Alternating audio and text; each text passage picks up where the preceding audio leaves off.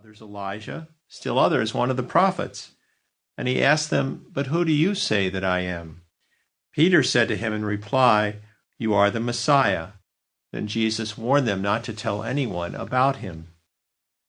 This moment is a turning point in Mark's gospel. The interaction between Jesus and his disciples becomes an opportunity for Jesus to teach his disciples about the conditions of discipleship as he turns toward Jerusalem and the cross that awaits him.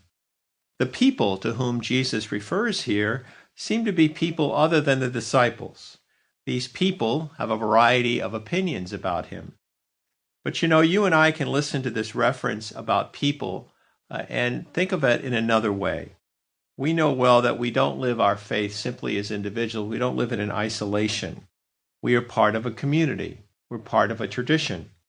The interpretation of Jesus' identity and his significance has a history that began with his earliest followers. The Gospels make it clear that even as they walked alongside Jesus in Galilee and Jerusalem, his disciples were grappling with the question of his true identity and his significance for their lives and the lives of other people. So the effort to interpret his identity began early and entered a new stage after Easter with the experience of the risen Christ. And the effort to understand more fully the identity and significance of Jesus has continued all through the centuries. Catholic Christians have a strong sense of tradition. Tradition involves the content of faith and also the process of handing it on.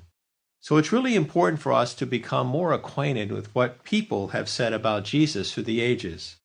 The people who authored the New Testament, those who contributed to the formulation of doctrines about Christ in the early church, key figures who've shared their reflection on Jesus and theology and spirituality through the ages, and contemporary people who devote time and energy to thinking about Christ.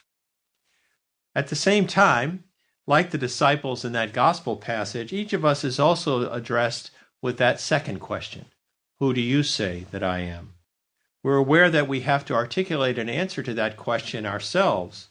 If we're people of faith, we've done that in some way. We may not have written it out in a formal way or expressed it in sophisticated theological categories, but in the ways in which we've expressed our faith and the ways we've chosen to live, we've given our response to Jesus' question. Our answers to that question reflect our own personal portraits of Jesus.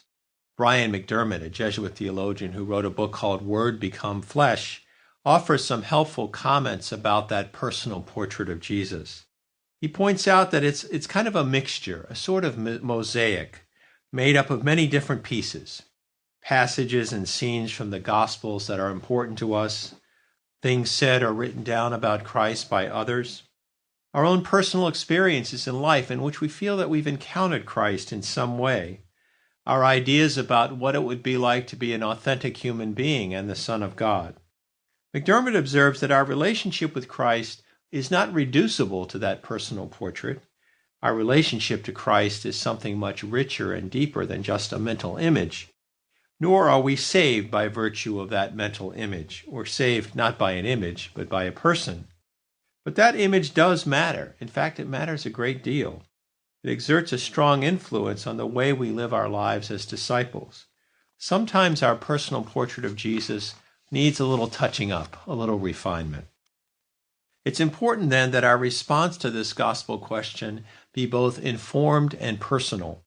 It needs to be informed by the wisdom of the Christian community, as that community has handed on the faith through the centuries. Our response is also something very personal, perhaps the most deeply personal response we're ever called to give, because our answer to that question, who do you say that I am, involves not only what we think about Christ, but how we envision ourselves and our own lives.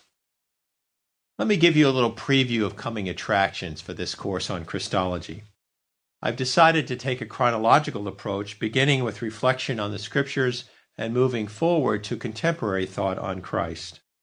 So in this lecture, we'll have an introduction, and then in lectures 2 and 3, we'll explore the Christologies of the New Testament, especially Paul, Matthew, Mark, and Luke. Because of limitations in the Gospels, in the time of these lectures, we'll have to focus on Paul and the Gospels there. We can't cover all the New Testament text, unfortunately.